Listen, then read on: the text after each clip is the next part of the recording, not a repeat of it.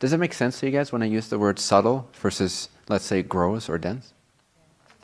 So let's say water is subtler than ice, and steam is subtler than water. Does that make sense?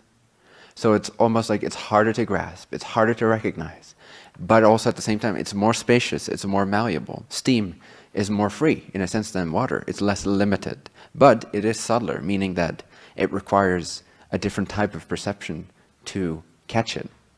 And so, very much so with consciousness and everything spirituality related, there's different levels of subtlety to your realization. And over time, your consciousness, your attention just starts picking up on subtler and subtler and subtler states of mind and consciousness, and also information points inside of your experience as an individual.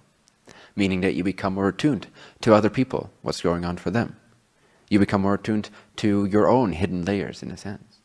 So those are all subtler. They require, in a sense, a more refined attention span. And this just happens naturally over time as you continue to relax your distracted mind and start noticing your indestructible, your indestructible, your unmovable mind or presence, consciousness.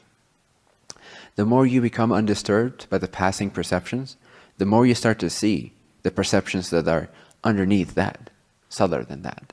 And when you remain undisturbed by those perceptions, let's say your spiritual experiences and awakenings, as soon as you don't even care about that anymore, you start seeing what's underneath that, what's underneath that, what's underneath that. So the more undisturbed you become, in a sense, this does not mean you cannot be playful and relational and authentic and free and spirited. It simply means that you're undisturbed at the core of your sense of who am I. And when you are undisturbed on that core sense of who am I, and things just pass through you, and you don't come to conclusions at the first sight of an appearance. Oh my God, what does this mean? What do I have to do with this? Shall I freak out? Shall I keep my calm? Instead, you just let it flow. You couldn't care less. Doesn't mean you don't care. In fact, this means you do care. You see? It's that paradox. When you don't care about one level of your self-made reality, that means you actually care about the truth of who you are underneath that self-made reality. It means you give yourself a chance to become more grounded in what is true and become less swayed and less moved by appearances. Appearances are just appearances. They will continue to appear and disappear, appear and disappear, appear and disappear for eternity. That means your eternity, because you're consciousness, which is eternal. So get used to appearances coming and going. Get used to appearances coming and going. That includes your boyfriend and girlfriend. That includes your children. That includes your parents. That includes your friends. That includes your career. That includes your money. That includes everything. Everything will always continue to appear and disappear. Get used to it, right? If you're not already used to it, then you haven't paid attention because it's been the case for 35 years or however old you are. It's been the case before that, but you don't remember. That's okay. But at least for now, you can see that. If you're still latching onto appearances, you've not learned a damn thing, which is great. Learn now. See that it doesn't serve you to be swayed by appearances all the time. It doesn't get you anywhere. It just gets you to where you already are. It gets you stuck. Same place, same frequency, same paradigm. Maybe miniature changes. But when it comes to that real sense of alive discovery, of being an adventurer, a cosmic adventurer in a sense, being an astronaut of consciousness, an ancient astronaut of consciousness, of the inner realms, which is everything, because everything is inner to consciousness, then you start changing with the changing, and or not being moved by the changes at the same time. Motionlessness and the ability to change with the changing are the same thing. But to be distracted by appearances, to be reactive towards appearances, is not going to do you any good. It's not going to get you anywhere new. But feel free to continue to play in that way. You are unconditionally loved, after all. But just look at your life. The best way to inspire you to make a change, whether that change is a shift in consciousness without any seeming action externally, or whether that change is also an action externally, a change in how you conduct yourself, how you carry yourself, how you act, what you say, what you do, what you believe, regardless of what type of change it is. What was I saying? Anyway, appearances come and go. Oh yes, this is what I was saying.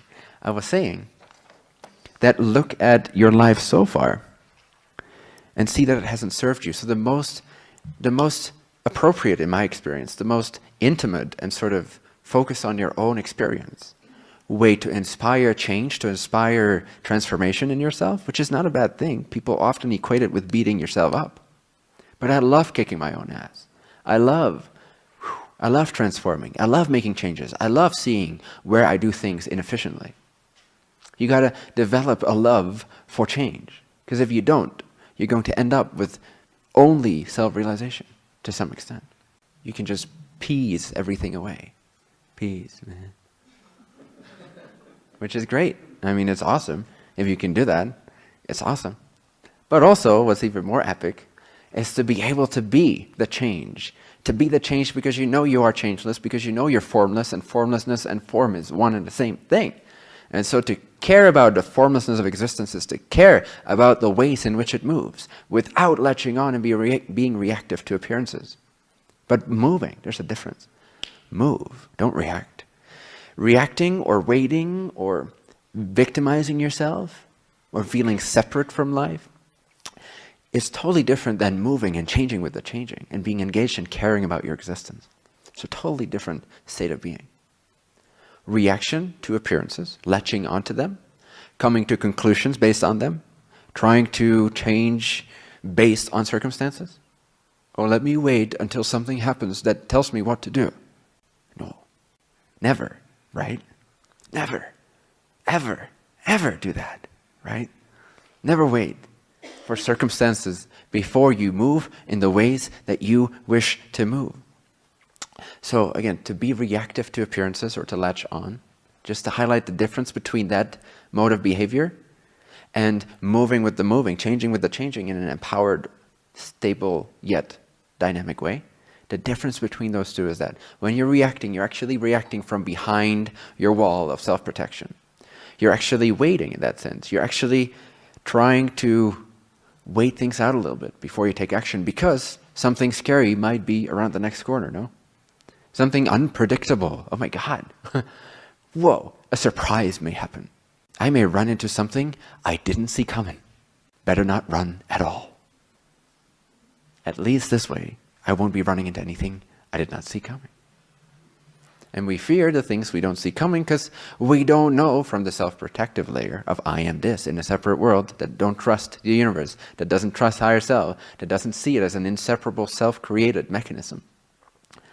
From that space of limitation and separation, we fear what we don't know. We fear what we can't predict. We fear what we can't control, because control and manipulation has kept us safe, or so we thought. Miserable, but safe at least, right? So don't wait, start expanding now. Don't wait for anything. Be who you want to be to the fullest of your ability.